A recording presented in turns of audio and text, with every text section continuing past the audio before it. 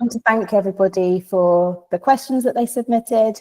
We're not taking questions tonight, but know that we've taken your questions that you submitted when you registered on board. These have shaped today's discussions and the questions that we'll discuss throughout the session. And then there's a couple of things that the Spine team wanted to let you know. So if you're registering for a Spine race, they now have a female-only WhatsApp group for the races, so you'll be added to that, and that's a space where women can discuss the Spine in a space with only women. So just know that if you do sign up for a Spine race, that is available as a space. And the other thing to mention, because there's a lot about safety and being on your own, that the Spine team, so that's all parts of the Spine team, will now be wearing high-vis vests, so they're visibly part of the Spine infrastructure. So just so you're aware that that will be going on from races going forwards. So that's kind of all the notices. So without further ado, I'll introduce myself. So I'm Serena. I live in Edinburgh. I'm a mum of 2, and I'm a runner, and I've done 2 Spine races. So I've done the Summer Spine Sprint and Challenger South. Did the Challenger South last year and the Spine Sprint the year before. So I will go to Rebecca and I'll ask you to introduce yourself, a bit about your running background and what led you into this kind of ultra distance kind of world, and then why you chose to do the Winter Spine Sprint. Yeah, so hi everyone, I'm Rebecca, also a mum of 2. I work as a vet, so quite busy with work. I live in Yorkshire, so in Hebden Bridge on the Spine route, which is part of why I chose to do it. I run for Black Trail Runners with Black Trail Runners, and sort of a big part of my why is representing, so that's kind of why I'm here a lot of the time. But yeah, I started running like ever in sort of January 21, and then I've kind of just got sort of hooked. COVID made me do it, and I'm still here enjoying it. I did my first ultra in 23, I think, and then yeah, I was watching the Spine come through twice a year and just got really inspired watching people do it. And finally it got to January 24. Obviously we all watched Jack do his thing, and I just sort of thought, ooh, maybe I can give something like this a go. And then yeah, I signed up, and I've just done the Winter Spine Sprint, and it was my first night race. It was my first ultra race of that distance, and I loved it. So yeah, that's me.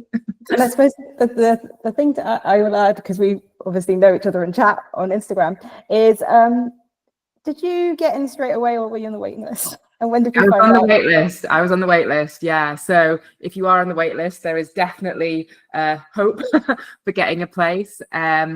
I signed up at the same time as everybody else and wasn't convinced I was going to get a place. But yeah, I literally was just watching people sort of drop off. I check it every so often, and you can see. So there is definitely scope for getting in if you're on the wait list. So don't think it's an excuse to get away with it, because you might just get a place.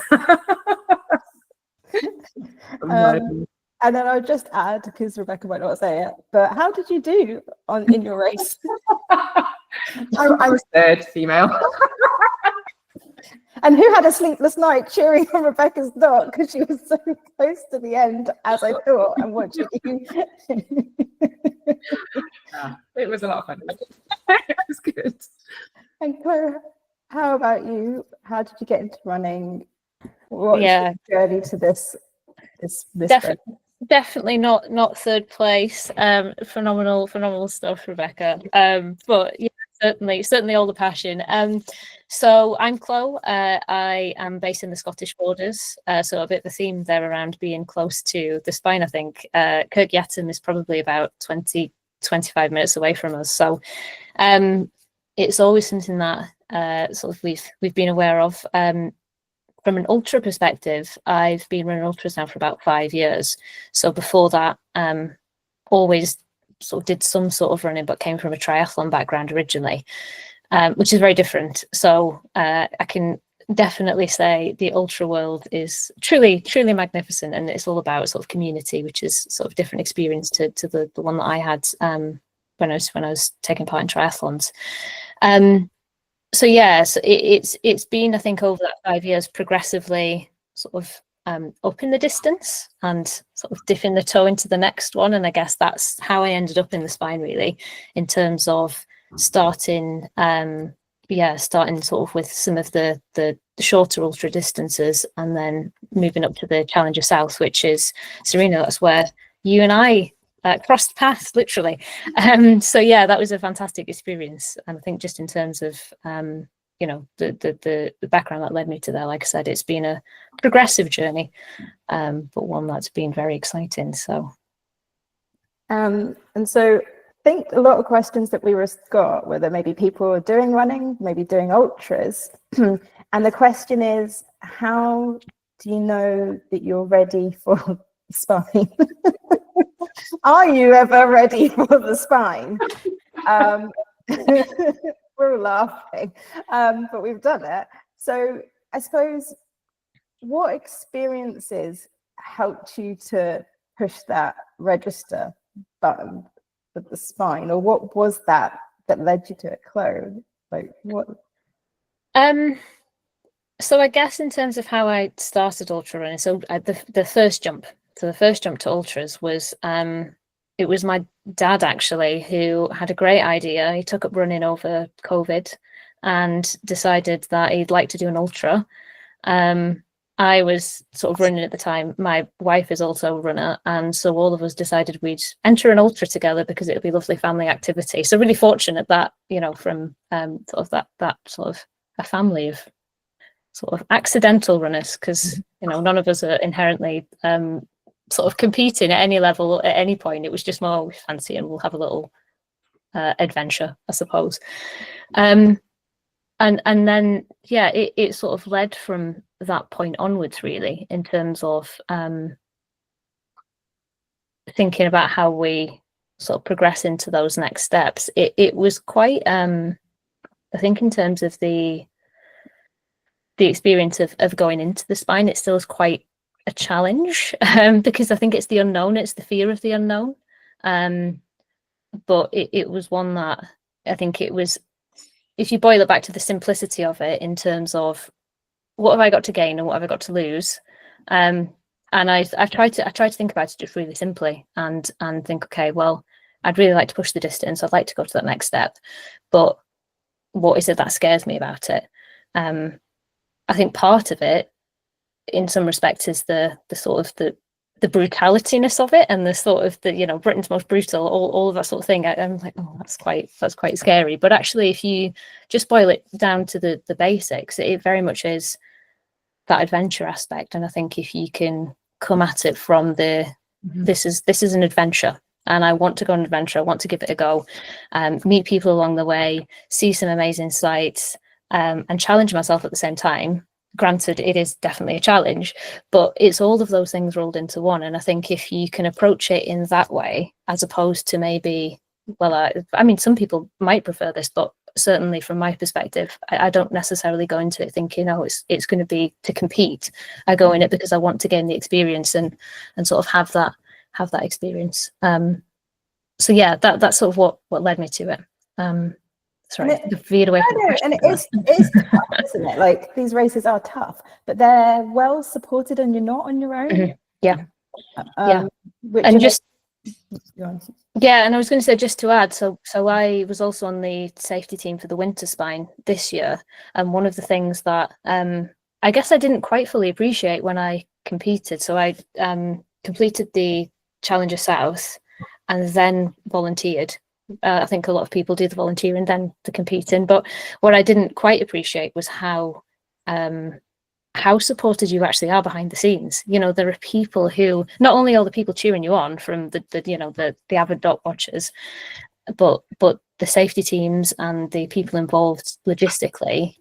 There will always be somebody watching your dot, even when you're in the middle of nowhere and it's, you know, you're on a fell. There's always somebody watching. So from a safety perspective, yeah, that's really, I think, something that I certainly didn't appreciate until I had that insight myself.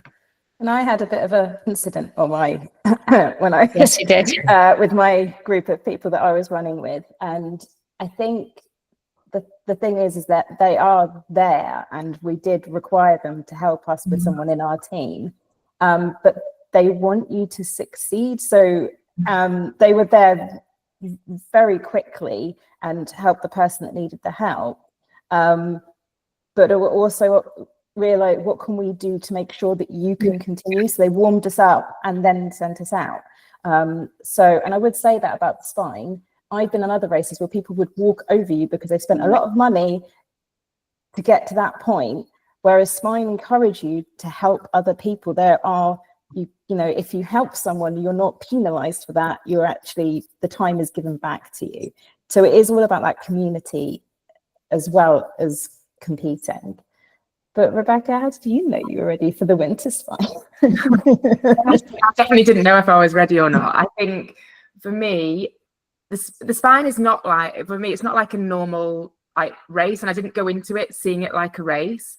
I wasn't going out to compete against other people. It was more about my experience on the Pennine Way and us as a group trying to get along the Pennine Way and you know, work out a way to finish it. And you know, we had quite tricky conditions, and there were times when we were sort of grouping together to get through sort of the harder sections, and that is totally different to any other ultra that, you know, I've done. That sort of, you know, as you say, that sort of community aspect and people sort of trying to help each other.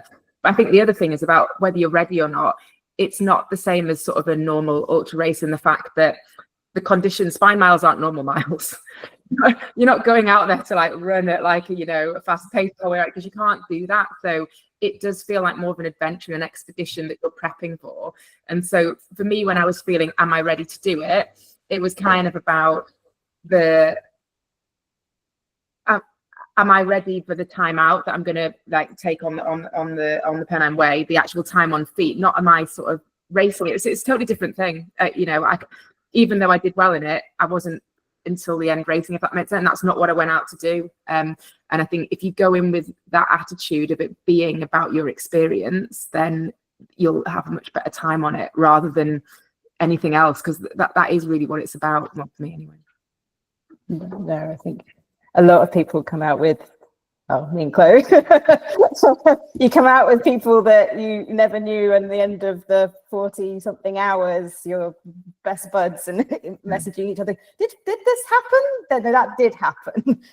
So yeah, it's a very different experience. And you meet people before as well, don't you? I mean, through sort of the WhatsApp groups, through Instagram, through all sorts of things, I'm friends with people who, you know, have messaged or contact people who've sent me bits of kit. I mean, Serena, you sent me stuff, but other people that I'd never even met before the Spine and had no connection with, I've had interactions with that I would never have had if I hadn't have put myself forward to do this race. So it's I think it's really good in that sense, and it's different to sort of other experiences I've had with races like that.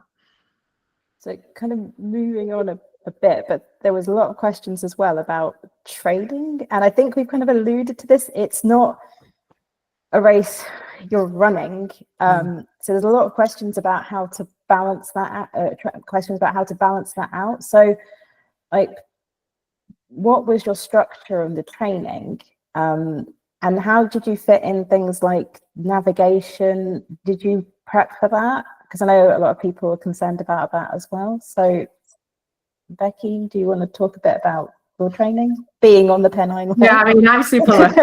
So, you know, I'm on the course, but it's also, the course is a straight line, isn't it? It's not a circular route. So if you're going to try and recce other sections of it, even if you're on one part of the course, you've still got to travel to get to another part to do it. So there was a lot of Saturdays spent getting dropped off at various road crossings and then meeting at different road, leaving cars and all that kind of things. But for me, I wanted to go in as confident as I could with the navigation, because that was the thing that I was sort of more worried about, especially because we were doing it at night a lot of the race.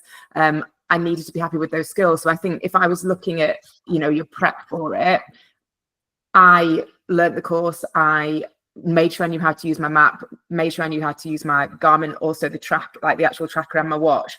So I had multiple options to help me feel safe when I was doing the race. And there wasn't any point where I was worried about my navigation because I'd prepared enough. I think if you know it's going to be this brutal race and the conditions might be difficult and all that, you've got to go in as prepared as you possibly can to feel safe. Yes, the safety team are there, but it is a self-supported race. Like, you can't go in just thinking, well, everyone's going to tell me where to go, because they're not. Like, you do need to navigate yourself.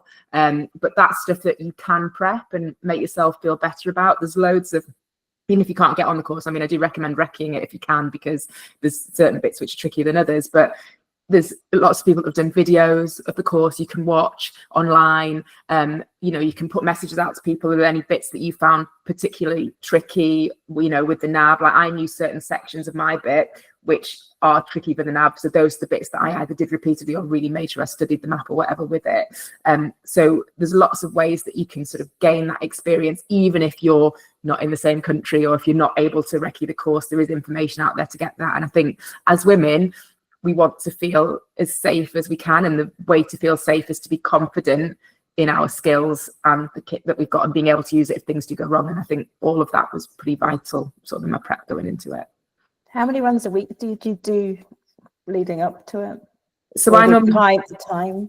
Yeah, so I normally run 4 times a week, but I do sort of like one easy run. I do one sort of more speed sort of session just to get my fitness up, and then I do sort of a long run at the weekend, which might be a run walk. Like, a lot of the spine ones are run walks, because it was more about just having time on feet, because you know that you're not going to be sprinting for, you know, hours. There's a lot of walking up hills, walking through bogs, running when you can, and it's trying to more get your body used to that.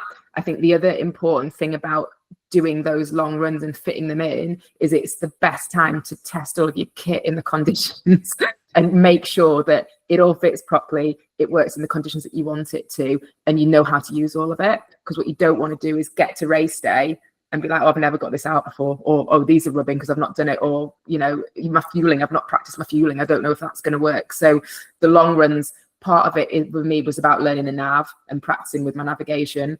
Part of it was about my kit, and then the other part of it was time on feet. But I think if you're a good hiker, you're going to do well. Like, what was sort of proven with my race, I think I was definitely not the best runner in the field, but I'm all right at hiking, and I'm all right in bad weather. And, you know, that's what you've kind of got to prepare for, because even if the summer spiners, you will vouch for, Serena, like, I tell you, like, you don't know what weather you're going to get. You might get it being really hot, you might get it pouring down with rain. So you need to be prepared to be out for a long period of time in all of those conditions. And that's what the training, I think a lot of the training is mental training as well, like being out when it's a bit rubbish and just keeping on going with it.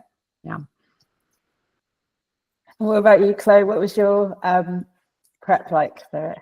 Yeah, so I suppose in terms of training wise, I had a month before the spine, or about a month before-ish, an unfortunate fall on my last sort of quite long run, and I'd later found out that I'd actually dislocated my kneecap. So I don't recommend this at all, but it meant for a month though, before the spine, I couldn't do any training other than cycling. And cycling was fine. I could hike and I could do that sort of thing, but I couldn't run. And I think one of the things that comes up obviously is that sort of the fear of injury and those sorts of things as well. But I think, again, because I'd managed to be consistent in previous training, and because I'd been sort of running for quite some time, I was able to have that to depend on as a base fitness. And sometimes also training is accepting that you will get a niggle. That means you're going to have to dial it back, or there will be something that happens where you're going to have to change a particular training day to something alternative. So like I said, I did quite a bit of indoor cycling and was extra nervous going into it because of that reason, actually. But I had to also think, well, if I see this again, going back to that sense of adventure, if I see this as an adventure, I see this as something just to sort of be outdoors, spend time on my feet, sort of on the Pennine Way, meeting new people, excuse me, having that experience, then that's what it's all about. So in terms of training, that's sort of how I approached it. Prior to that, I was probably doing in and around 3 to 4 runs a week, and also a couple of strength sessions as well. So I've actually upped my strength now, having done the spine. I actually think probably for me, I need to do more strength training. I think the strength is like really important. And I think there's a bit of a misconception, isn't there, in terms of training around, well, more time on the feet, more time running, all that's going to go in the bank, it's going to be excellent. But actually, the more you run, the less you use certain muscles that you probably need to use and you probably need to build to make sure that all of those sort of small niggles and things that might crop up, you're better prepared against those. So training wise, that was sort of my approach, but also thinking about the weight of the pack, which I know is quite a concern for people. My pack was over 10% of my body weight. So I mean, that, if I'm honest, that annoyed me, sort of just as a comparable. So 10%, over 10% on my back.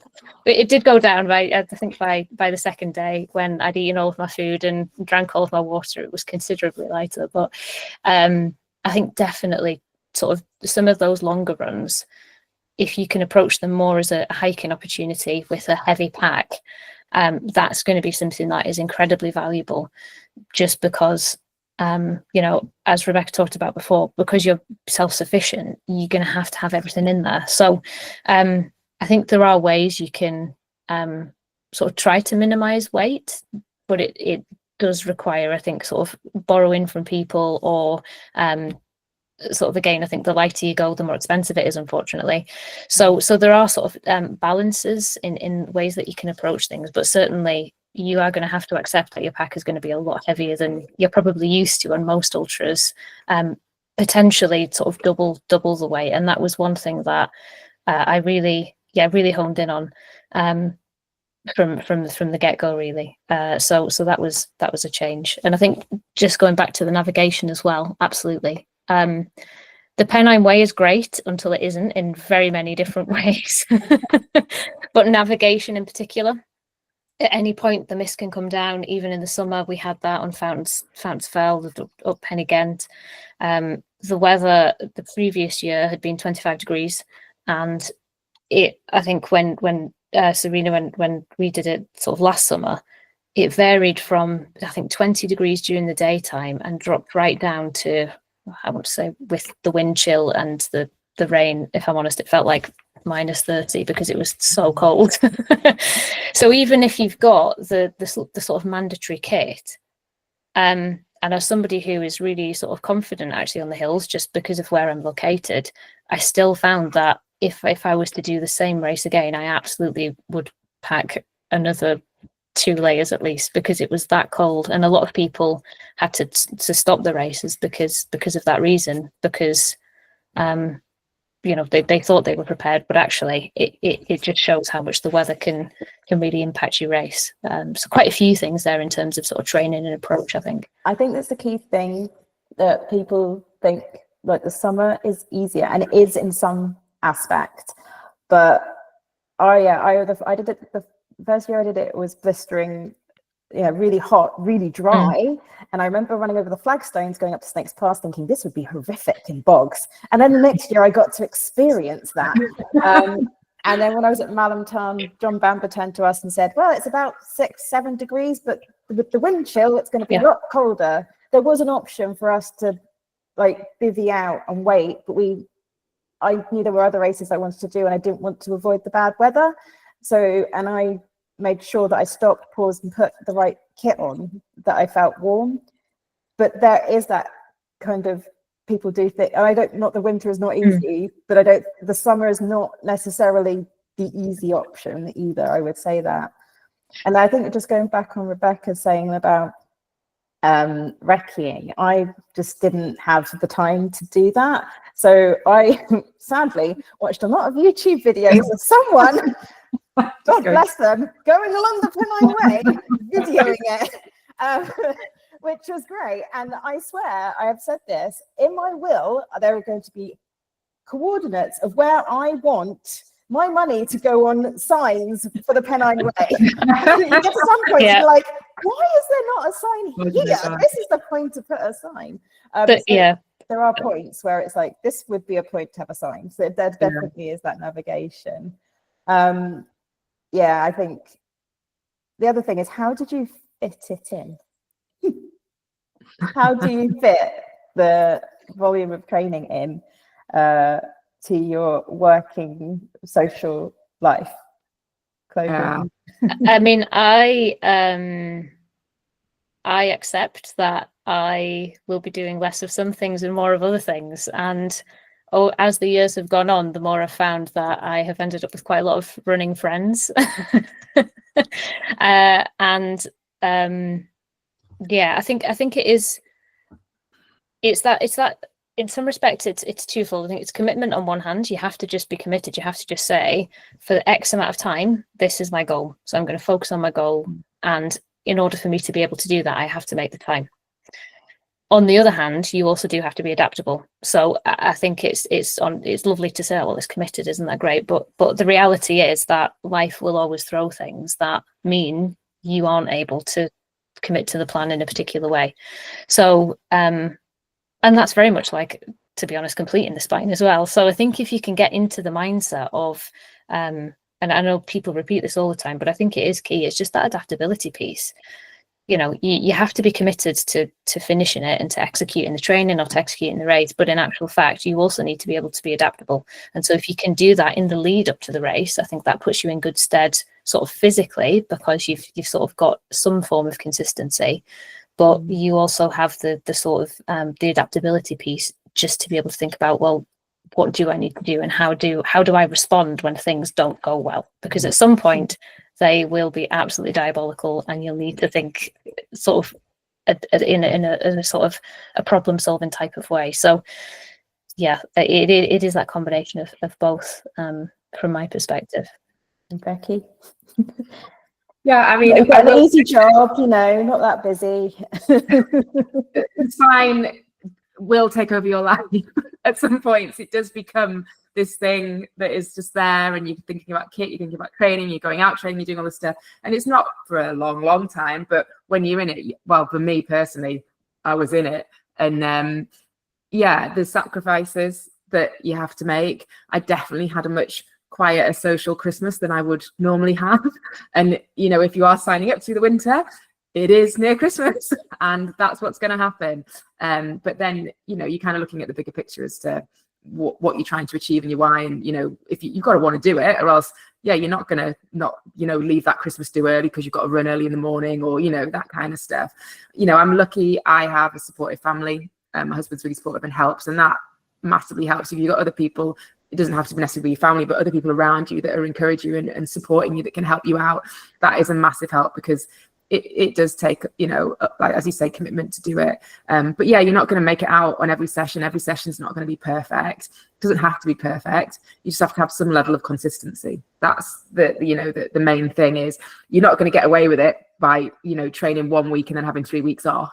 You are going to get away with it if you miss occasional sessions because you've had to work late or you've had to do that, as long as generally you're committed, you know, to doing it. But yeah, it's not easy. I had a lot of, you know, early starts out in the dark to go and do runs on Pennine Way, or you know, late night things and that kind of stuff. But it's doable if you want to do it. You got to want it. And I think, yeah, and just to pick up on one thing you said there that I think is really important, is that that sort of that community piece as well. And I know for some people it's really helpful to sort of find either a local running community or a virtual community, and just have a space to be able to talk about some of the shared sort of challenges that you face, even in terms of trying to balance stuff. You know, just having somebody to be able to say, oh yeah, actually I've just sort of had to cancel plans and I'm in bed by 9 o'clock because I'm absolutely exhausted because I've been out running for 4 hours or hiking for 4 hours. And you know, I think it's the appreciation that there's that finite amount of time, but when you're training to that degree, it is, I think, important to have that community. If you can, you know, if you can sort of tap into that, it's really, really helpful. So definitely would encourage that. And I say we're 3 people that are willing to be, you know, we're all on Instagram. Anyone who asks me a question, wants to know something about it, please reach out to us, because you know, we're wanting to support people doing this. And actually, I've spoken to some people that finish quite high up that are also willing to give their time and give me tips as well. So people in Spine really want people to experience it. So I really would reach out to people. And with that fitting it in, one thing that people don't often think about is breaking up their runs. So they'll see I've got 4 hours, for example. They think I have to do 4 hours in one block. Now, if you can do it one block, great. but sometimes I've been known to go out and then I need to come back. I did it last week. My littlest, really, can you really drop me off at school? You haven't done it for ages, mummy. You know how they do that kind of thing. I was like, okay, that's fine. So I went out for a few hours, came back, picked her up for the school run, and then did a little bit extra, or I'll do it during the evening or something when they're at class. So if you are trying to balance it, splitting it up is a valid way of doing it, rather than thinking I don't have 4 hours, I can't do that. Something is better than nothing, and in that way. So there's lots of tricks and things you can do, or lots of hikes. I've done that as well with the kids, rather than, oh, I've got a 3-hour run, but I'll go and take them for a hike in the Pentlands instead. So yeah, it is definitely achievable. So kit, so we talked about this, and we talked about the weight of the kit. I think one thing I think we were all keen on is that, and again, like different experiences, is that kit is a guidance on the minimum of what is required. That's what the team require you to have. And there's no arguing with it. Please don't try and do that. That's what the kit is. They check it. And they check it when you start, and they every checkpoint. And actually, I'm actually glad for it, because the races where I go to and there's a kit list, and you see someone with a 3-litre bag, and you're like, how are they've not got it? The kit is there for a reason. There are long distances between checkpoints, and that kit is to get you there. Now, if you know you need different things as you're training, please treat that as the minimum kit and think about the other things that you need. So I suppose that in mind, what's the pieces of kit that you wouldn't kind of race without, and that you actually, maybe you thought, oh God, why am I taking this? But actually when you get to it, you're like, oh, I'm glad I'm taking this. Was there anything, Rebecca, that? Yeah, so I think the game changer for me, the chest pack was amazing for me. I actually I took my bag off once to do my bit because I didn't need to, but the chest pack, the reason that was okay was because I had all of my fueling in my chest pack. I had my Garmin in my chest pack. I had all the stuff that I needed immediately there, and it was just so easy to access. It also helped to distribute the weight better for me. I found by having some on the front as well, it just helped to sort of even me out. So I had the Geeky Hiker one. I really liked it. It was really comfortable. So that was a game changer. I used poles, and I would not have been able to do it without my poles. It made a huge difference. It made it a lot easier. So I would definitely have them. And then, although I didn't need it when I did the actual race, in my training runs, the jacket I had was amazing. So a really good jacket, I think, is important. I went on one training run where it was literally gale force winds with hail coming sideways on a sort of open top, and having a decent jacket with a decent hood that actually covered my face properly made a huge difference, because it was painful. But having the right kit in that sense made a massive difference. And if I just had, say, one of my jackets that, a lightweight jacket that I take out on a sort of normal run, it wouldn't have been able to cope with it. So yeah, I think the other main thing with kit is just testing it and knowing what's right for you, because what's right for one person isn't right for another person. You were talking about you needed more kit. Obviously I run hot and I had less kit, but it's trusting yourself. And I found that at the start of the race, I looked around and saw everyone wearing different stuff to me, and I was massively doubting myself. I was in groups the day when everyone's saying about all the things, and I was like, oh, no. But because I'd practiced in what I was wearing and I was confident in the kit, I could stick by my decisions, and it was the right decision for me. And I think you need to have that confidence in your kit by the time you get to race day, that you trust it and you haven't got all of this in ears. I'm going to have this. The other thing I had, and lots of people have it, is that I had the waterproof socks, the DexShell waterproof. I had the knee high, and I had the Injiji liner socks. They worked really well for me. Again, personal choice. Try different things, see, because everyone's feet are different, but those are the main things for me that made a big difference. Chloe, was there anything for you that on the kit? Yeah, I really love Omcore fleeters. So if you've sort of not come across them before, it's like a woven fleecy material, but it's quite breathable. So if you have it on without a jacket, it allows the air to sort of permeate, but actually it keeps you really toasty. So I think I'm not a cold person until I'd go into sort of the night in an ultra, and then suddenly my body temperature just has a total inability to be able to regulate itself. And that's something that I've found with myself, is that suddenly I'm just not able to sort of regulate. So I did find that when I got into Hebden at the first checkpoint, it'd been quite cold because the weather had been really nice when we'd set off. It then got horrendous. I think probably got a bit damp, got into the checkpoint, and then I was sat in front of the fire, and I went the opposite way. And it was, again, really, really hard to just, for my body to regulate itself, because you are still putting yourself through a sort of monumental effort. So the Coron fleece sort of material is definitely a game changer for me, and it's really lightweight as well. So it can stuff down quite nicely. And they do sort of beanie hats and fleecy jackets and things. And then I also had a seal skin sort of hat, and it has sort of ear flaps on it and a little peak, and it's definitely a fashion statement. But there's quite a few photos. I can see the pictures of you in it now. I know, yeah, I know. So, yeah, there's some kicking around. I'm quite proud of those pictures, just because they're just absolutely excellent. But again, sort of, I think you have to also think about the practicalities of a fashion sometimes. And that's a serious comment, because it's really tempting, when you go for a run, you think, oh, I'll sort of like have my matching kit, it'll look all great. And but in actual fact, when you're on the Pennine Way, the last thing you want is to be remotely matched, even for the photos, or at least for me. So yeah, I found that was incredible, because when the rain hits, and particularly it just comes in all directions. So I don't know how to describe it. There's probably some physics that describes it very well. But on the Pennine Way, there's no one particular way rain seems to fall. It bounces up. It's just everywhere. So that was great, because the peak on the front, particularly when you're running in the rain, it allows it to not go onto your face and sort of drip off the front. And that makes a huge difference. So I found those two pieces of kit were really, really good. And same as Rebecca, I had mine was a Wild Sky gear one. So it's sort of the again another brand. But I had a chest pod, and that allowed me to be able to distribute weight a little bit better. And also, I'm a self-proclaimed faffer, so I needed something to faff with. That was the thing.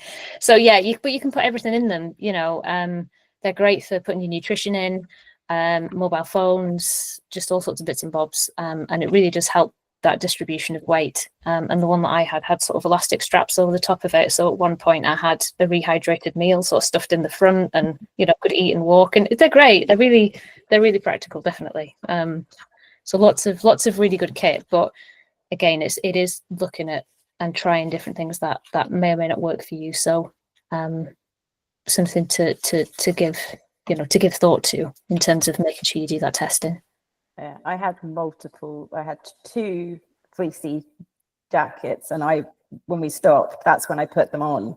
And actually, waterproof trousers when you're going into the night and it's cold, it is also another thing. You get the swish of waterproof trousers, but it does block the wind. It makes you feel a lot warmer. So and just on the warm point as well, actually, one I think very pivotal moment that I remember thinking about mandatory kit is I had to turn my foil emergency blanket into another layer. So it was that cold at Horton Ribblesdale. Myself and I met a fellow runner in the toilets, Petra, and we sort of took on the Cam Road together. Very fond but not fond memories, but we had we both of us had to use our foil blankets because the wind and the wind chill was just that bad. So again, it's there for a reason, and absolutely it's also knowing how to use it when you need to. And it's not necessarily just for yourself. So there's a couple of points like I had to stop. And actually, it's making sure that you're self-warm so you can look after other people, or actually we were putting our kit on another person when they got really cold. So, it's not you know, you need to think of that as well. You might be stopping for some reason. So yeah, make sure you don't scrimp on that. I think as well, just don't go over the minimum. That's the other thing. I think we have like a tendency, because like with other races, you're trying to get the most lightweight kit, you're trying to get the thinnest thing, like certainly when I did the winter, like I have like some race waterproof trousers that I have as my mandatory kit for like my normal races that are really, really lightweight. Terrible for because you need something that's actually going to keep you protected when it's, you know, really, really bad weather. So you have to look at it as to what conditions you might expect, rather than just trying to go for the lightest or go for the, you know, that you might need to change what you've got already because it might not be suitable for sort of your worst conditions, if that makes sense, because it's, you're going to use it. That is the thing. It's not a lot of the time you carry mandatory kit and you don't use it, you got it because you've got to have it, but you're probably going to use it, so it needs to be good and usable. So then, thinking about, we were kind of talking about points of our races, what was the hardest point of your first spine race? Chloe, do you want to? And how did you get beyond that? Because it's not just it being hard, there's got to be. I really struggled midway through the first night, and the weather had sort of settled and it was really still, and I found myself closing my eyes and walking in a straight line for 10 steps and then opening my eyes and closing my eyes and open. And realistically, I probably should have had a bit of a sleep at Hebden. So you kind of find out sort of the things that work for you. But I knew, because I was now in the night and I was at risk of getting quite cold, just because, as I said, the sort of regulating wasn't going particularly well.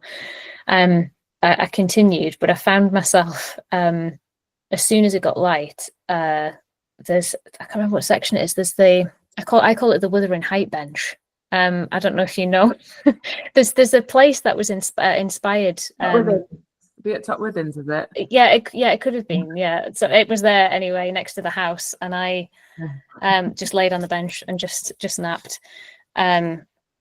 And I woke up and I continued, and then probably about half an hour after that, I was hysterical, sort of crying in the middle of the moors. And I'm not, you know, I'm sort of quite a relatively mellow person most of the time. And it got me.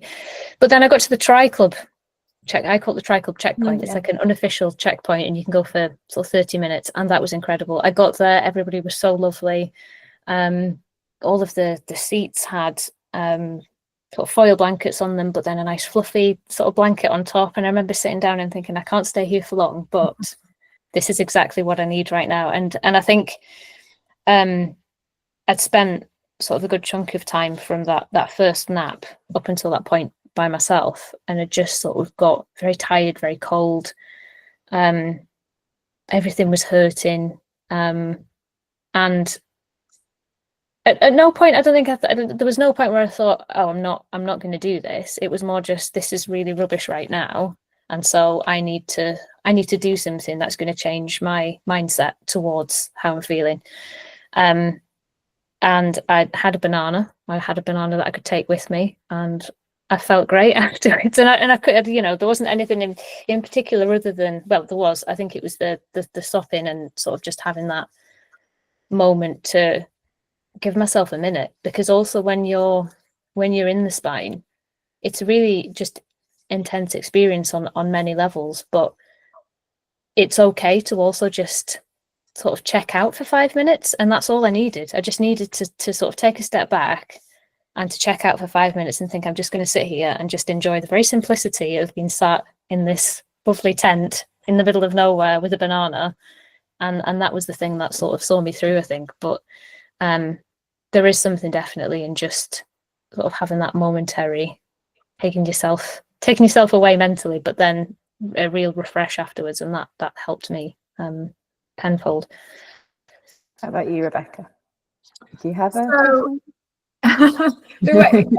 I mean, it's tricky because I think the first part of my race, it was just beautiful. Really enjoyed it because I was just so lucky in the conditions, and you know, it was just absolutely stunning. Obviously, then it gets dark, and then you can't see the views quite as well as you could before, and it's hard work. It was really hard work underfoot, and I think that was the bit that was tricky, because I'd done the course before. I knew how long it would normally take me to do things, and when it's taken you 3 times as long to make the same progress that you've done on multiple runs before, if you let that get in your head, then that can be a real sort of, you know, point where you're like, oh. And certainly going up Black Hill, like normally it's pretty bad up there anyway, like boggy or whatever. It was literally knee deep past your knees snow in places, and there was a lot of, you couldn't see where the trail was because there was no trail because there was so much deep snow. So we were all trying to sort of pick our way through there, and every so often you'd be like falling waist deep in the snow and then coming back out, and it was so frustrating because I was like, I know this blooming trig is up here. Where is this trig? Why have we not got there yet? I know it's up there. And you know, it gets demoralizing, and you know, my feet were hurting, but I kind of just had to just keep taking moments of stopping, looking out, and it was a beautiful clear night. It was, you know, cold, but it was so clear, and there were stars, and just everywhere there was snow, and it's just having moments of remembering how lucky I was to be there in that moment, just in, you know, in that space. Like it was hard, but it was amazing also. We also then had our sort of little group that came together, which helped bring things back. But then another point a bit further on, we walked past a lady that was injured, that was, you know, bivvied up, waiting for help. So you kind of have these peaks and troughs of the reality of what you're doing. But I think the whole time round, I was kind of, you know, thinking, yes, this is hard, but even if it's at your hardest point, the likelihood is at some point it's going to get better again. And you've got to keep trying to play that in your mind. And it does happen. You have moments where it feels really, really tough and really, really difficult. And it's trying to address those moments, thinking, is there anything I can do to make that better?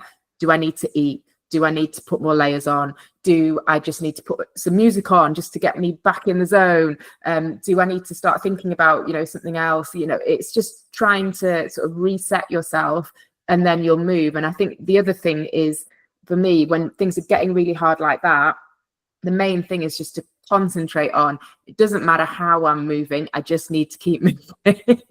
That is, as long as I'm moving, I'm making progress. If I need to have a pause for 5 minutes, that's fine. I'm going to, you know, take the time and have that pause, but it's going to be 5 minutes, and then I'm going to move on. I set myself a little goal that's what's going to happen, because otherwise I think mentally it gets, you know, much harder. So, you know, that was for me sort of the toughest point, getting up there with my sore feet in the deep snow. No, it could take forever, but yeah, you get through it, and you can get through it. You can. It's all, I think the spine is all about decision making, and, you know, making the right decisions at the right time, and looking after yourself in every way that you possibly can to keep moving forward. And if you do that, you'll get through. That's what it is. Yeah, the Cam High Road for me, my feet were just like, it's so on fire, and I just thought this is going to end at some point, but it just never seemed to. And there were 3 of us in that group, and we're like, why are I'm never doing this ever again. I shouldn't say this, but this was the conversation that was going on. But I mean, I am probably going to do another race because, but yeah, and I think it was quite interesting. Chloe mentioned that she didn't sleep at Hebden, because I did. I had an hour, and actually looking back on it, I wish I maybe had stopped again and had a nap during the day. I think if I'd had like a 10-minute nap, that might have made like 10 minutes over how slow I was going at some points, probably would have made the difference of being a bit quicker. And I think the other one is eating food. If you're feeling a bit rubbish, check in and when was I last eating, because there are no checkpoints where people give you food. No. And I have 30-minute timer on my watch, but I think for the spine that doesn't really work. Yeah. And Chloe, and I would got a sheet, so yeah, well, so my sheet only covers the we were talking about, I don't know where to put it now, but it's not, I've lost it. I'll try and find it. I had a sheet of different points that I'd marked on the map as sort of mini checkpoints in my head to help me break up the run. And actually I programmed them into my watch as well. Okay. So if you go onto the Spine Facebook group, there's quite a few sort of pinned posts and things like that where they're is a likelihood that there might be, for example, the mountain rescue team. So I use those, even though they're not sort of checkpoints. I knew at that point there'd be something that would be a little bit different that I could use as a marker to say, well, I've now reached X amount of distance. And it goes back to the, I think the strategies on how to break up a race so that it doesn't feel like this overwhelming distance. And particularly for me, it was my first sort of over 100 miler. And I had to think, well, realistically, I've only got sort of 1.5 checkpoints, and I'm used to these sort of small ticking them off as you go. So that's something that I think is particularly helpful in terms of just just having, either if you can program it onto your watch, or if you can work it out beforehand and just have a sort of a sheet of paper.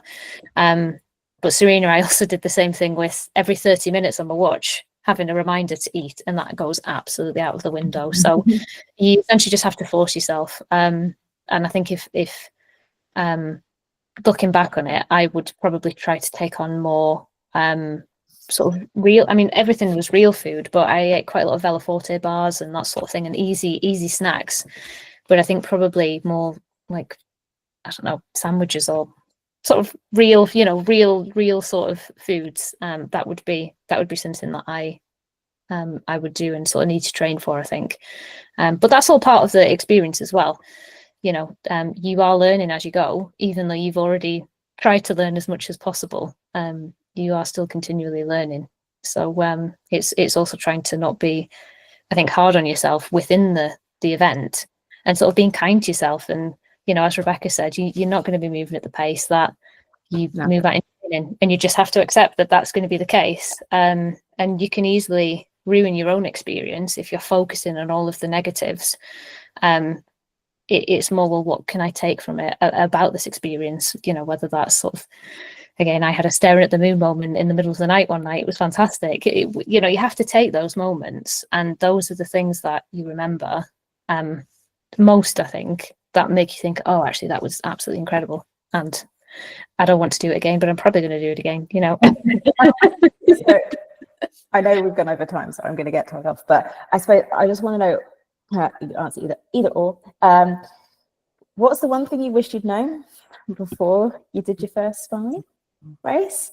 Or one piece of encouragement you would give to these women that are watching us now, listening to our stories, thinking, I would say I didn't know how much I'd enjoy it, honestly. I think that is the main, I looked at it as this is going to be awful, brutal challenge that I'm going to have to just get through, and it's going to be horrendous, but I'm going to do it and show that. I really enjoyed it. There were hard bits, but I enjoyed myself. I met great people. I had an amazing experience, and it didn't put me off doing anything like that again. If anything, it made me want to do it more. So I think, although it's, it is billed as this brutal thing, it is, and you have to prep for it, but there's so many amazing moments in it as well, in the training and the actual race. So that would be my thing. That's what I messaged you, wasn't it? When I was like, well, Frank, you look like you're having such a good time. And you went, I was, and then someone told me to get on because I was dead. Had a great time. Taking videos, pictures, chatting. Loved it. What about you, Chloe? Yeah, I mean, I'd absolutely echo that. Again, I was looking at the photos, and sort of in preparation for tonight, I was looking at the photos, and in all of them, I look like I'm having a great time. I'm smiling, all the videos, and like, oh, here we go over the M62. It was just incredible. And I think, for that particular point in your life, the only thing that you're focusing on is the spine, and there's something, just the joy in that concept is incredible, because you're focused solely on getting from point A to point B on an incredible route with incredible people who, as we've said, are there to support you, there to encourage you. And I think it's again going back to how I started. It's that simplicity of it, and absolutely would encourage anybody who is remotely thinking about it to definitely go for it, because it's fantastic. Yeah, I think for me, I didn't realize how kind of wrapped up in friendship and support. That whole rate, like I got to EDAL and I was like, oh my god, like I'm here, I've seen this on the YouTube videos, that's, oh my god, you know, you see these people and you know, you speak, you know, I was speaking to people. I actually stayed at the youth hostel, which I would also recommend, because everyone there is, you know, book in advance, but they're there and they're going through their kit. I was having chats with people that I still talk to now, whilst we're charge our phones, and the charge of, you know, the lecture point, there was the huddling over that. And then I went back again, and there was several people who said, you ain't going to do this again. And I'm like, yeah, guilty as charged. Got to a checkpoint. There was someone I ran with last time. And I know they say it all the time. And when you don't do it, they talk about the Spine family, and you're like, yeah. When you do it, and then if you go back again, you feel it. And you would have felt it, Chloe, when you were volunteering as well. Like, there are people that have never run it, but just want to be in that bubble for that week. It's something, I've never felt support like it. Yeah. I've been to races, and they've been great races, well run, but you feel like everyone is there wanting you to get to whatever point you're going to. And it's not like, you know, I was going, oh, I'm just doing the sprint, because that's how I was kind of minimalizing it in my head. But they were like, that's huge. Yeah. You know, they're saying, like, as in that's a big accomplishment, you shouldn't diminish that. So I would put that, like, the team, you know, they want to encourage women. This is why they're putting it on. They want people to succeed, and they will help you to get there if that's the right thing for you to do at the checkpoints. They won't just let you stop. If they'll talk to you, and they'll know if you're actually capable of getting to that next checkpoint. So that would be my thing. I suppose we should wrap up, because we've gone way over. And it is difficult to cover everything in the time that we've been given. So I want to thank Becky and Chloe for coming and chatting. I could chat to you all night about our experiences. Maybe we'll just do one of these recorded about our spine experience. But I want to reiterate, please reach out to us. We're here if you've got any questions. If it's not us that we don't know the answer, because we've only done certain races, we do know people that have done the other races. We all reach out and make connections. So please don't feel like you can't do that. And obviously there was things that we couldn't go into much detail. So things like running through the night, sleep and nutrition, but there will be separate webinars going on throughout the year about those. So we'll dive in deeper on those. And I know there were some questions about the Arctic spine as well. There will be a separate webinar for that as well.